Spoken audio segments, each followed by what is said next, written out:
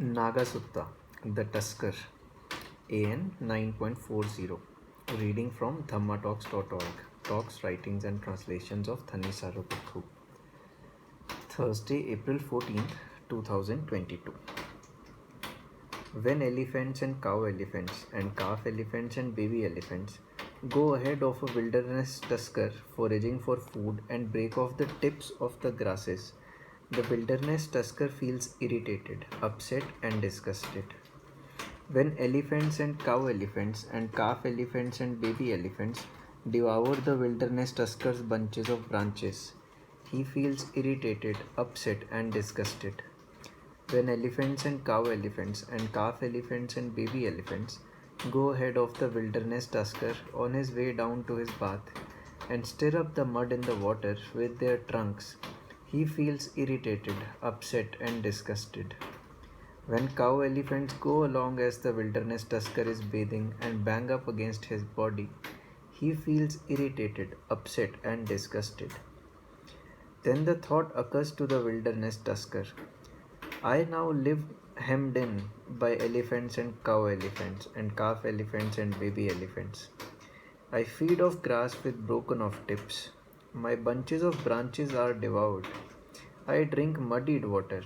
Even when I bathe, cow elephants go along and bang up against my body.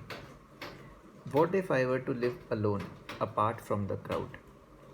So at a later time, he lives alone, apart from the crowd.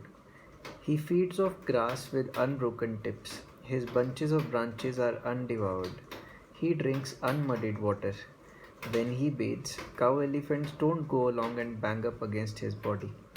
The thought occurs to him, before I lived hemmed in by elephants and cow elephants and calf elephants and baby elephants. I fed off grass with broken off tips. My bunches of branches were devoured. I drank muddied water. Even when I bathed, cow elephants would go along and bang up against my body. But now I live alone, apart from the crowd. I feed off grass with unbroken tips. My bunches of branches are undevoured. I drink unmuddied water. When I bathe, cow elephants don't go along and bang up against my body. Breaking off a branch with his trunk and scratching his body with it, gratified, he allays his itch. In the same way, when a monk lives hemmed in with monks, nuns, male and female lay followers, kings, royal ministers, sectarians, and their disciples, the thought occurs to him, I now live hemmed in by monks, nuns, male and female lay followers, kings, royal ministers, sectarians, and their disciples. What if I were to live alone, apart from the crowd? So he seeks out a secluded dwelling, a wilderness, the shade of a tree, a mountain, a glen, a hillside cave, a charnel ground, a forest grove, the open air, a heap of straw.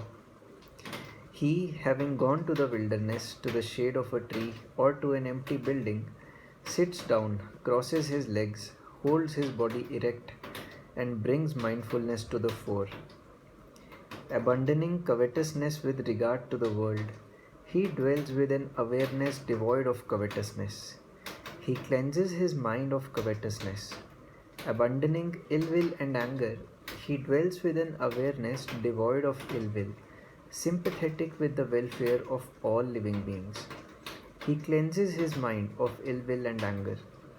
Abandoning sloth and drowsiness, he dwells with an awareness devoid of sloth and drowsiness, mindful, alert, percipient of light.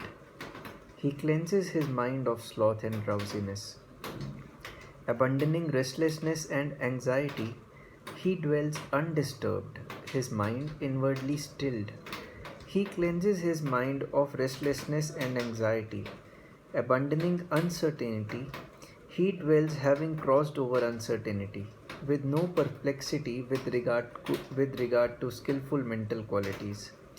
He cleanses his mind of uncertainty. Having abandoned these 5 hindrances, corruptions of awareness that weaken discernment, then quite secluded from sensuality, secluded from unskillful qualities, he enters and remains in the first jhana. rapture and pleasure born of seclusion, accompanied by directed thought and evaluation. Gratified, he allays his itch. With the stilling of directed thoughts and evaluation, he enters and remains in the second jhana, rapture and pleasure born of concentration, unification of awareness free from directed thought and evaluation, internal assurance. Gratified, he allays his itch. With the fading of rapture, he remains equanimous, mindful, and alert, and senses pleasure with the body. He enters and remains in the third jhana, of which the noble ones declare, equanimous and mindful, he has a pleasant abiding. Gratified, he allays his itch.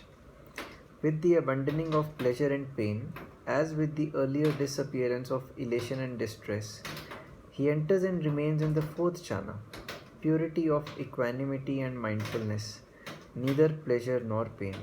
Gratified, he allays his itch. With the complete transcending of perceptions of physical form, with the disappearance of perceptions of resistance, and not attending to perceptions of multiplicity, perceiving infinite space, he enters and remains in the dimension of the infinitude of space.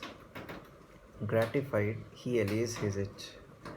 With the complete transcending of the dimension of the infinitude of space, perceiving infinite consciousness, he enters and remains in the dimension of the infinitude of consciousness. Gratified, he allays his itch. With the complete transcending of the dimension of the infinitude of consciousness, perceiving there is nothing, he enters and remains in the dimension of nothingness. Gratified, he allays his itch. With the complete transcending of the dimension of nothingness, he enters and remains in the dimension of neither perception nor non-perception.